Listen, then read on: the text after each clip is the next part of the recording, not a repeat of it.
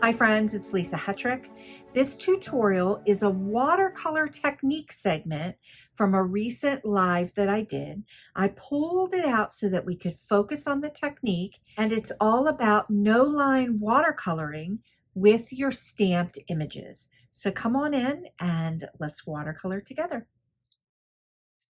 So I want to talk a little bit about watercolor and water ratios. So one of the big questions I get from people all the time, direct messages, emails, is that they're a little bit afraid of watercolor because of what it does. Now, watercolor flows where the water is, and you can really make one color of watercolor go really far just by how you control the water ratio.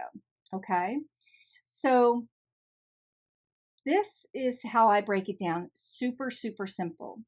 To get a wash of watercolor, like the lightest value of a color, I call this skim milk. You're using very little pigment, very little paint, and a lot of water. Okay, and I'm going to demonstrate that. Let's just go ahead and kind of demonstrate what that would look like. So if let me get a piece of, I wasn't going to do a demonstration, but let's do it. Let's go ahead and I'm going to grab a piece of, look at that. I was like, I hope I have a piece in here. There we go. Piece of watercolor paper. So this is that piece of hot press. So we're going to walk through this. Before I demonstrate, we're just going to walk through it. So to get a stronger value of the color, I call this 2% milk. You have less water and more pigment. And to get whole milk, like a full strength, they call it a full value of that color, you have a lot of pigment, a lot of watercolor, and very little water. So let's just walk this out. Let's walk this out. So I've got a paintbrush here. I'm still using these Princeton Heritage brushes, digging them. My favorite brush is the Silver Black Velvet. I actually love it. You can see, oh, I just love that brush. But anyway, okay, I'm going to walk this out with, what color are we going to use? Let's use this color right here. This is this is a carmine. So what I'm going to do is, you can see my brush is wet and I'm really picking up a lot of water. And I'm going to put a ton of that pigment right here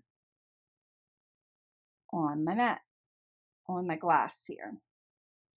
So I'm going to work my way backwards just to kind of show this effect for the water ratio. So there's a ton of pigment in here. There's not a lot of water. I'm going to pick this up. My brush is wet, but I'm picking this up and I'm loading my brush. And I've got a lot of pigment here. So this is whole milk. This is full strength version of this color. Okay. Now, if I want to control this a little bit more, to change the value of this color, all I have to do is add more water. So I'm going to clean my brush. Hi, Wilma. Oh, I'm glad you're finding this helpful. So I still have a lot of pigment here. I'm going to add a little bit more just because. Okay. And now what I'm going to do is, we've got a full strength amount of pigment here, a lot of pigment.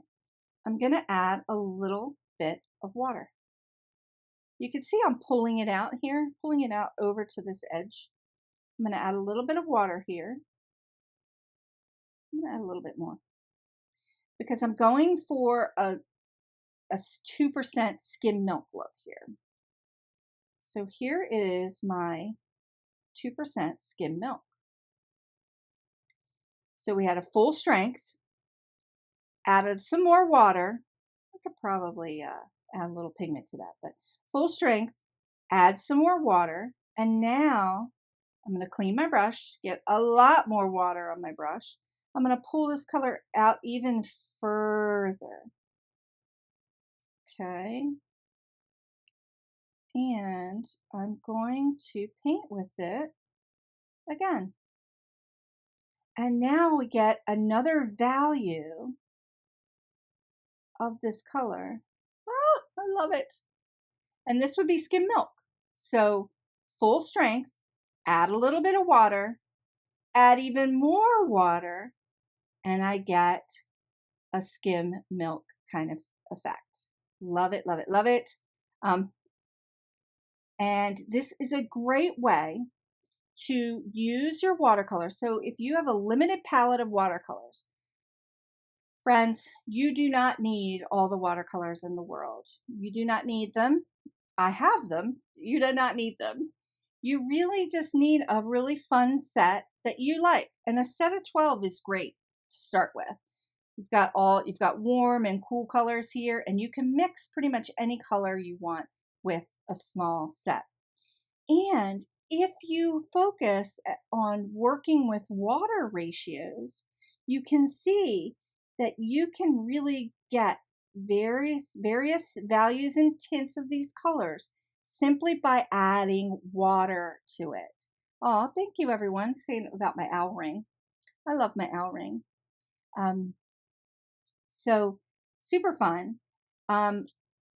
I just love to share that with people because watercolor gets to be, sometimes feels intimidating, but really you're in control of it. Gloria, yes, especially the primaries. So with watercolor, I should do a whole live just on color mixing. I actually have a new watercolor course that's going to be coming out probably April now.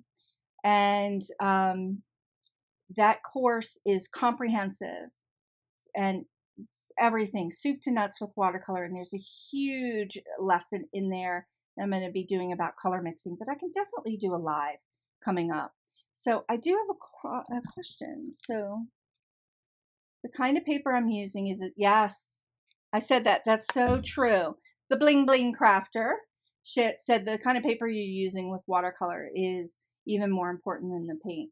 The last live that I did, I talked 2 weeks ago, I talked about investing. If you're investing in watercolor, I always say invest more in your paper and get a good quality set of paint. But you don't need to have the best of the best paint, because if you have really, really good paper, you're going to be able to work with it. So I tend to work with 100% cotton papers because I really enjoy them. And I really feel like I don't fight with the paper when I use 100% cotton. So this is 100% cotton cold press. This is 100% cotton hot press paper. So yeah. Okay, so water ratios. You can do so much with watercolor just by controlling the amount of water you add to your pigment. So that was my little watercolor lesson for our live today.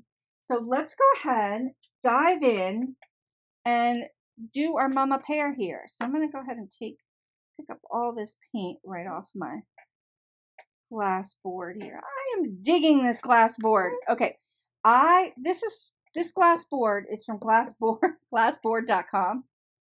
I have another one on my other work table, but this one's huge, and I just got this one for this work table and for shooting. Yeah, it has a little bit of a glare, but I like it. If you check it out, glassboard.com. If you're looking for a glass mat, Corin Wiskman, she has a coupon code, Corin, Koren 20, for glassboard.com. And yeah, they're great people. And I just love supporting small businesses. And because I'm always putting my watercolor down on my mat, I thought it would be fun to do it on glass. So that's where we are. Okay, I'm diving in now. We're going to go ahead and paint the pear. Now first, I got to make sure I got all of that pink pigment out. I'm going to go ahead I'm going to grab some of this yellow ochre. I'm going to put some of this yellow ochre down. Got a little bit of green in there. I'm going to take some of this lemon yellow.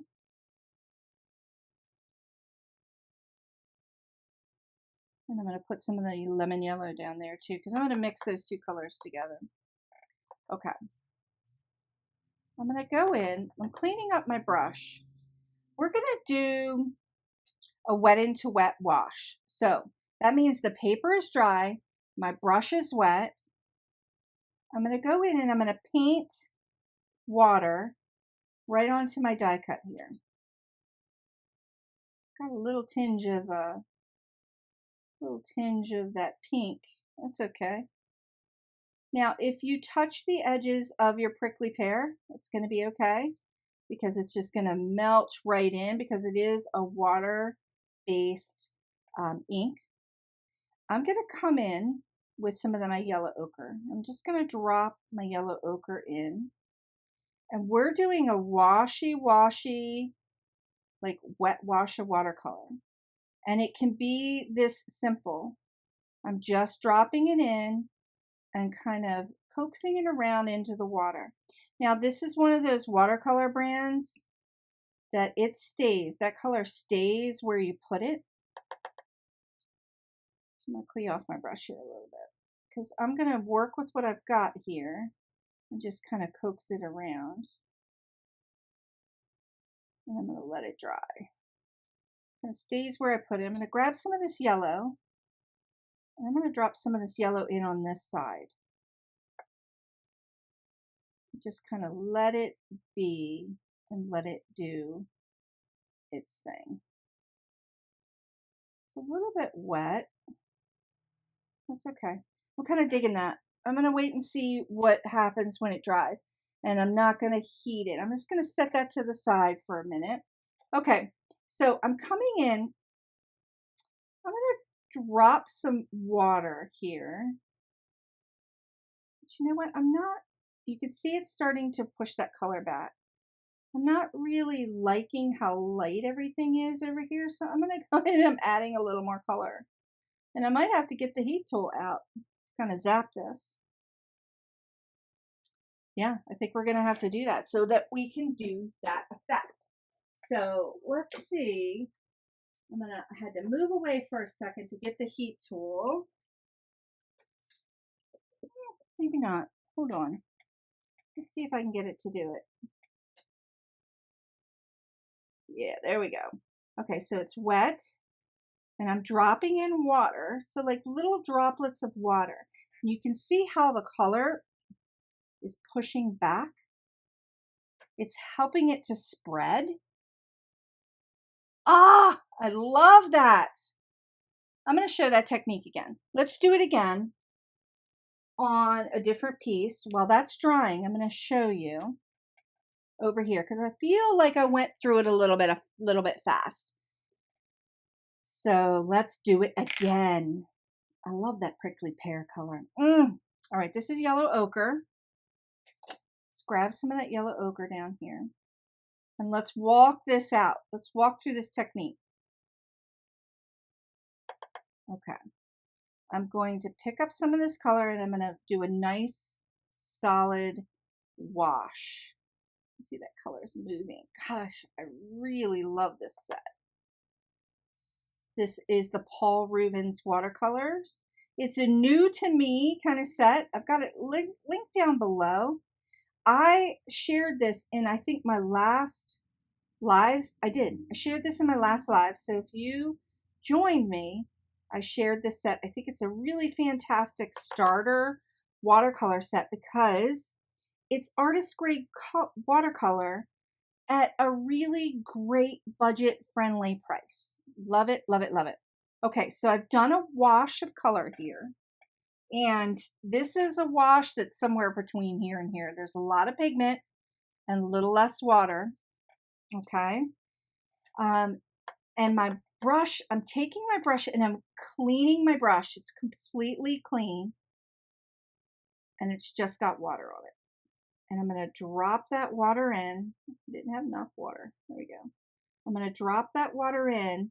And what it does is it pushes back the watercolor. Now, anybody here do alcohol ink stuff? Like alcohol ink? It's kind of like the same effects, right? But this technique, look at how this watercolor spiders out. So the water pushes the pigment back. So you're able to use that to your advantage, and it becomes like a really fun technique to create extra texture and dimension. So if we come back over here and we take a peek at what's happening with our pear, I've got a lot of water here, so it's really kind of dropped back. If I drop a little bit of water right there in some of the areas where the pigment has gathered, I am able to kind of move, you can see right there, that little dot. I'm able to move that pigment back. So I'm going to blend that out a little bit right there. So you can create a lot of extra texture and dimension with your watercolor without doing a whole lot of different fancy techniques. Let's take a peek at that. Look at that, all that watercolor that's coming back. Yeah, Sue said it looks a lot like what she calls faux bleaching. Yes. Cheryl, she's got the H2O set. Cheryl, get those H2Os out and play with them. You need to get them out and play with them. In reality, ladies, all it is paint, water, and a brush. Let's just have some fun with it, right? Love it. Okay.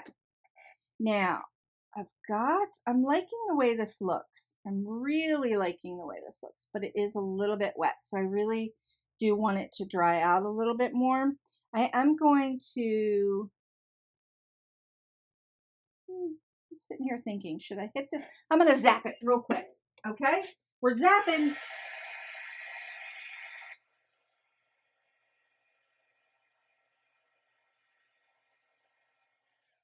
Okay. We zapped off screen a little bit. That's okay.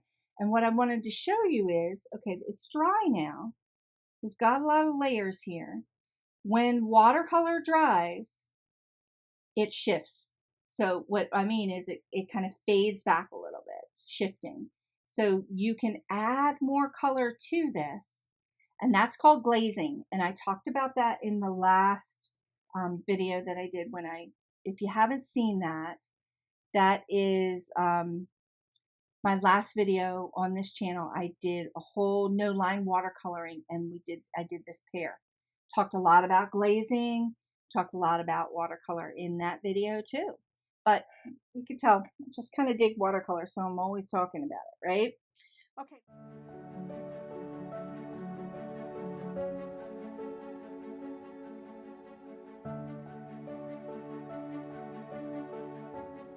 Thanks so much for watching. Please consider sharing the joy by liking this video and subscribing to this channel. And I'm sharing more card and watercolor tutorial videos for your inspiration right here. So come on in and take a peek at my tutorials. I have a lot to share, and I'll see you next time.